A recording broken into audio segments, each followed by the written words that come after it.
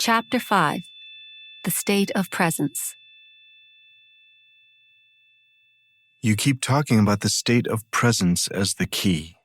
I think I understand it intellectually, but I don't know if I have ever truly experienced it. I wonder, is it what I think it is, or is it something entirely different? It's not what you think it is. You can't think about presence, and the mind can't understand it. Understanding presence is being present. Try a little experiment. Close your eyes and say to yourself, I wonder what my next thought is going to be. Then become very alert and wait for the next thought. Be like a cat watching a mouse hole. What thought is going to come out of the mouse hole? Try it now.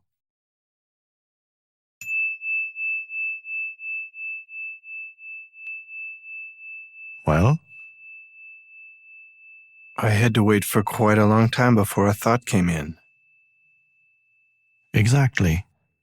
As long as you're in a state of intense presence, you're free of thought. You're still, yet highly alert.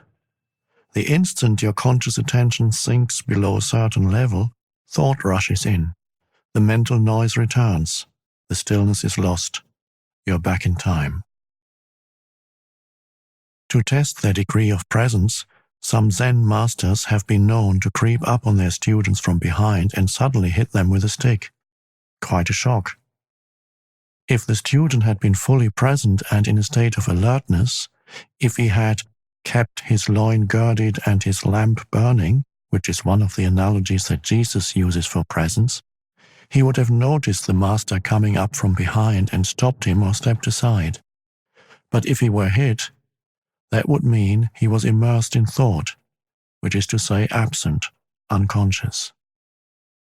To stay present in everyday life, it helps to be deeply rooted within yourself. Otherwise, the mind, which has incredible momentum, will drag you along like a wild river. What do you mean by rooted within yourself? It means to inhabit your body fully, to always have some of your attention in the inner energy field of your body, to feel the body from within, so to speak. Body awareness keeps you present. It anchors you in the now. In a sense, the state of presence could be compared to waiting. Jesus used the analogy of waiting in some of his parables. This is not the usual bored or restless kind of waiting that is a denial of the present and that I spoke about already. It is not a waiting in which your attention is focused on some point in the future and the present is perceived as an undesirable obstacle that prevents you from having what you want. There is a qualitatively different kind of waiting, one that requires your total alertness. Something could happen at any moment, and if you're not absolutely awake, absolutely still, you will miss it. This is the kind of waiting Jesus talks about. In that state, all your attention is in the now. There's none left for daydreaming, thinking, remembering, anticipating. There's no tension in it, no fear, just alert presence.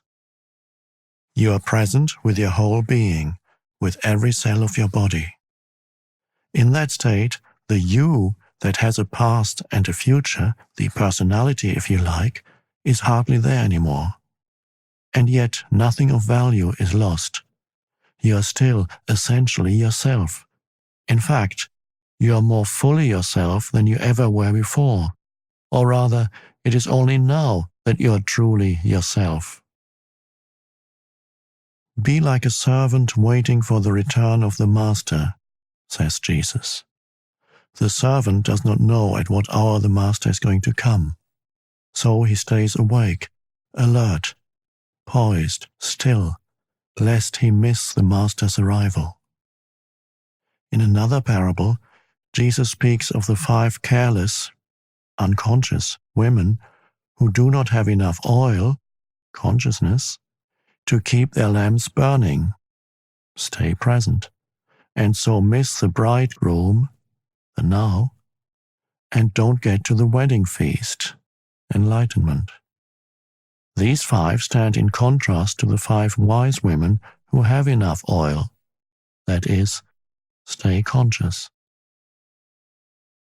Even the men who wrote the Gospels did not understand the meaning of these parables, so the first misinterpretations and distortions crept in as they were written down.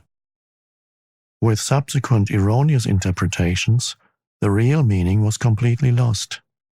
These are parables not about the end of the world, but about the end of psychological time. They point to the transcendence of the egoic mind and the possibility of living in an entirely new state of consciousness. What you have just described is something that I occasionally experience for brief moments when I am alone and surrounded by nature. Yes, Zen masters use the word satori to describe a flash of insight, a moment of no mind and total presence. Although satori is not a lasting transformation, be grateful when it comes, for it gives you a taste of enlightenment. You may indeed have experienced it many times without knowing what it is and realizing its importance. Presence is needed to become aware of the beauty, the majesty, the sacredness of nature. Have you ever gazed up into the infinity of space on a clear night, awestruck by the absolute stillness and inconceivable vastness of it? Have you listened, truly listened, to the sound of a mountain stream in the forest, or the song of a blackbird at dusk on a quiet summer evening? To become aware of such things, the mind needs to be still. You have to put down for a moment your personal baggage of problems, of past and future, as well as all your knowledge. Otherwise, you will see but not see, hear but not hear. Your total presence is required. Beyond the beauty of the external forms, there's more here. Something that cannot be named, something ineffable, some deep inner holy essence. Whenever and wherever there's beauty, this inner essence shines through somehow. It only reveals itself to you when you are present. Could it be that this nameless essence and your presence are one and the same? Would it be there without your presence? Go deeply into it. Find out for yourself.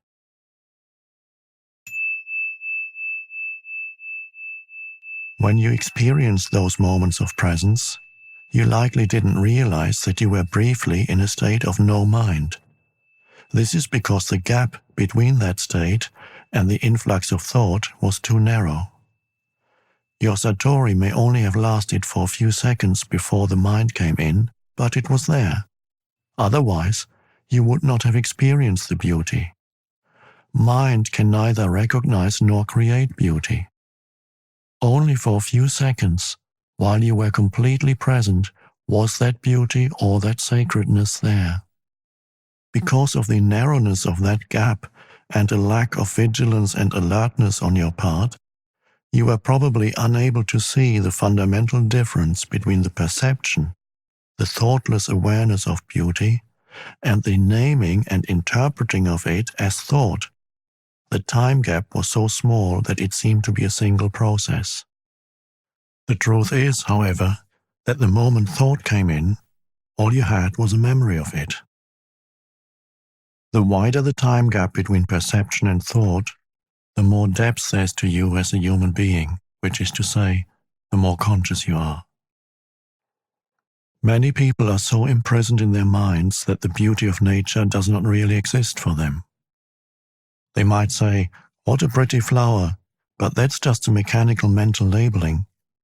Because they are not still, not present, they don't truly see the flower, don't feel its essence, its holiness, just as they don't know themselves, don't feel their own essence, their own holiness. Because we live in such a mind-dominated culture, most modern art, architecture, music, and literature are devoid of beauty, of inner essence, with very few exceptions. The reason is that the people who create those things cannot, even for a moment, free themselves from their mind, so they are never in touch with that place within where true creativity and beauty arise. The mind left to itself creates monstrosities, and not only in art galleries. Look at our urban landscapes and industrial wastelands. No civilization has ever produced so much ugliness.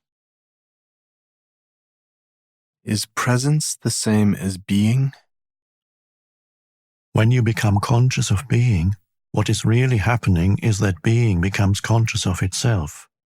When being becomes conscious of itself, that's presence. Since being, consciousness, and life are synonymous, we could say that presence means consciousness becoming conscious of itself, or life attaining self-consciousness. But don't get attached to the words and don't make an effort to understand this. There's nothing that you need to understand before you can become present. I do understand what you just said, but it seems to imply that being, the ultimate transcendental reality, is not yet complete, that it is undergoing a process of development. Does God need time for personal growth? Yes, but only seen from the limited perspective of the manifested universe. In the Bible, God declares, "I am the Alpha and the Omega, and I am the living one."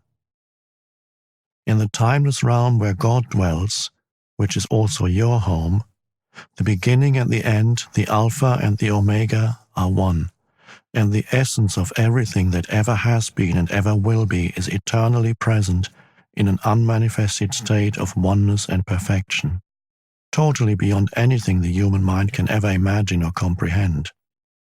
In our world of seemingly separate forms, however, timeless perfection is an inconceivable concept.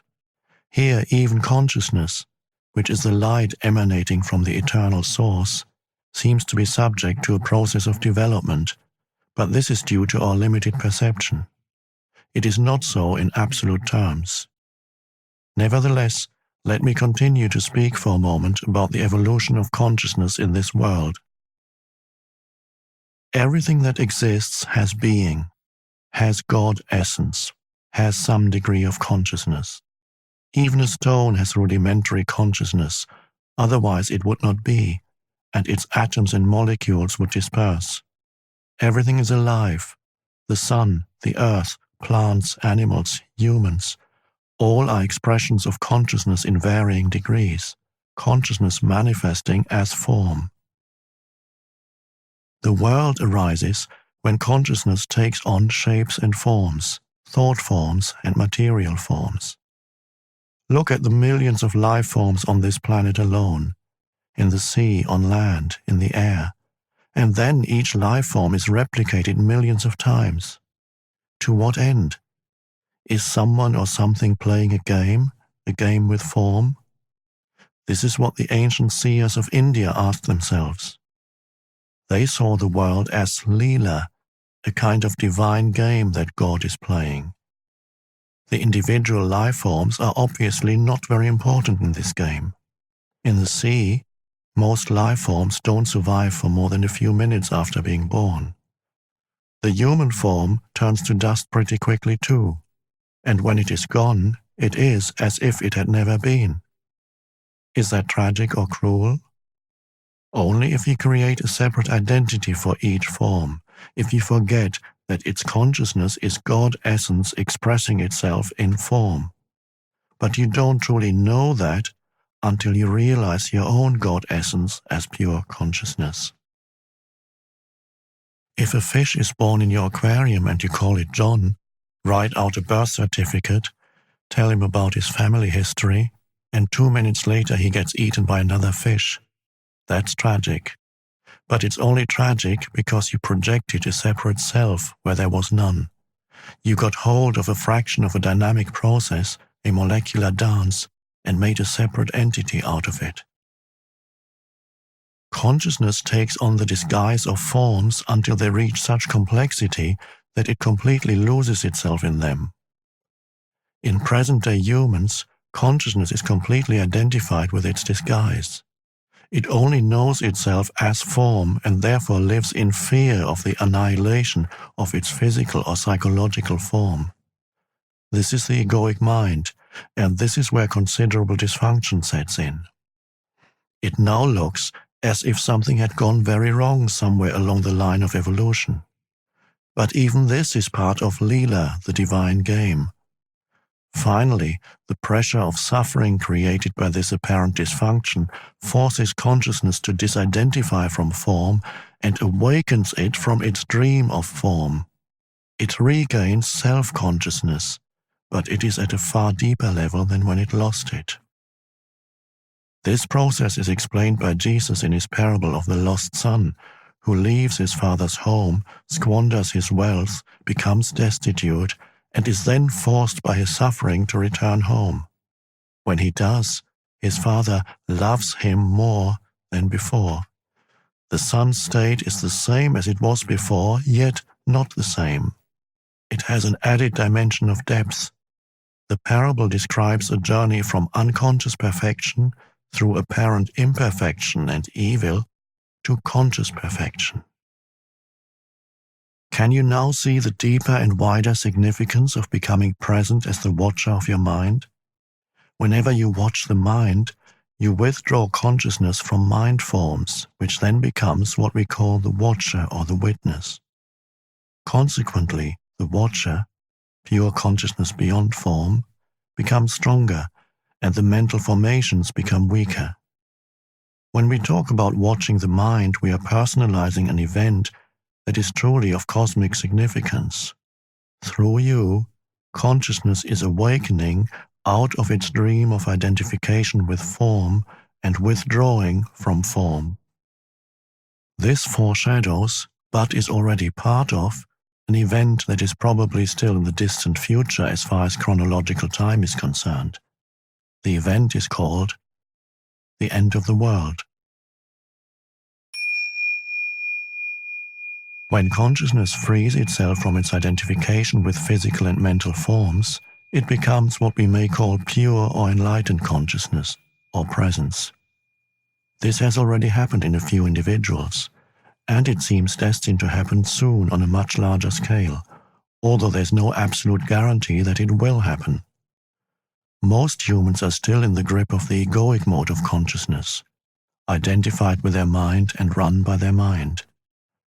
If they do not free themselves from their mind in time, they will be destroyed by it. They will experience increasing confusion, conflict, violence, illness, despair, madness. Egoic mind has become like a sinking ship. If you don't get off, you will go down with it. The collective egoic mind is the most dangerously insane and destructive entity ever to inhabit this planet.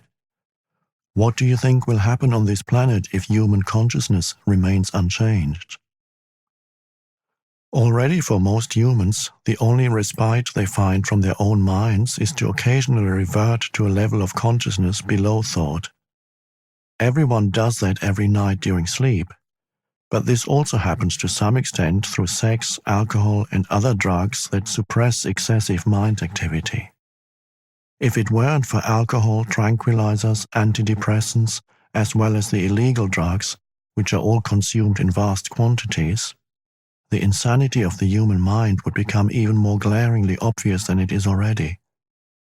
I believe that, if deprived of their drugs, a large part of the population would become a danger to themselves and others. These drugs, of course, simply keep you stuck in dysfunction. Their widespread use only delays the breakdown of the old mind structures and the emergence of higher consciousness. While individual users may get some relief from the daily torture inflicted on them by their minds, they are prevented from generating enough conscious presence to rise above thought and so find true liberation. Falling back to a level of consciousness below mind, which is the pre-thinking level of our distant ancestors and of animals and plants, is not an option for us. There's no way back. If the human race is to survive, it will have to go on to the next stage. Consciousness is evolving throughout the universe in billions of forms. So even if we didn't make it, this wouldn't matter on a cosmic scale. No gain in consciousness is ever lost, so it would simply express itself through some other form. But the very fact that I am speaking here and you are listening to this is a clear sign that the new consciousness is gaining a foothold on the planet. There's nothing personal in this. I am not teaching you. You are consciousness, and you are listening to yourself. There is an Eastern saying, the teacher and the taught together create the teaching. In any case, the words in themselves are not important. They are not the truth. They only point to it. I speak from presence, and as I speak, you may be able to join me in that state. Although every word that I use has a history, of course, and comes from the past, as all language does, the words that I speak to you now are carriers of the high energy frequency of presence, quite apart from the meaning they convey as words. Silence is an even more potent carrier of presence. So when you listen to me speak, be aware of the silence between and underneath the words. Be aware of the gaps. To listen to the silence, wherever you are, is an easy and direct way of becoming present. Even if there's noise, there's always some silence underneath and in between the sounds. Listening to the silence immediately creates stillness inside you. Only the stillness in you can perceive the silence outside. And what is stillness other than presence, consciousness freed from thought forms? Here's the living realization of what we have been talking about. Don't get attached to any one word. You can substitute Christ for presence if that is more meaningful to you. Christ is your God essence, or the self, as it is sometimes called in the East. The only difference between Christ and presence is that Christ refers to your indwelling divinity regardless of whether you are conscious of it or not, whereas presence means your awakened divinity or God essence. Many misunderstandings and false beliefs about Christ will clear if you realize that there is no past or future in Christ. To say that Christ was or will be is a contradiction in terms. Jesus was. He was a man who lived 2,000 years ago and realized divine presence, his true nature. And so he said, "Before Abraham was, I am." He did not say, "I already existed before Abraham was born." That would have meant that he was still within the dimension of time and form identity. The words "I am," used in a sentence that starts in the past tense, indicate a radical shift, a discontinuity in the temporal dimension. It is a Zen-like statement of great profundity. Jesus attempted to convey directly, not through discursive thought, the meaning of presence, of self-realization. He had gone beyond the consciousness dimension governed by time into the realm of the timeless. The dimension of eternity had come into this world. And eternity, of course, does not mean endless time, but no time. Thus the man Jesus became Christ, a vehicle for pure consciousness. And what is God's self-definition in the Bible? Did God say, "I have always been and I always will be"? Of course not. That would have given reality to past and future. God said, "I am that I am." No time here, just presence. The second coming of Christ is a transformation of human consciousness, a shift from time to presence, from thinking to pure consciousness, not the arrival of some man or woman. If Christ were to return tomorrow in some externalized form, what could he or she possibly say to you other than this? I am the truth. I am divine presence. I am eternal life. I am within you. I am here. I am now.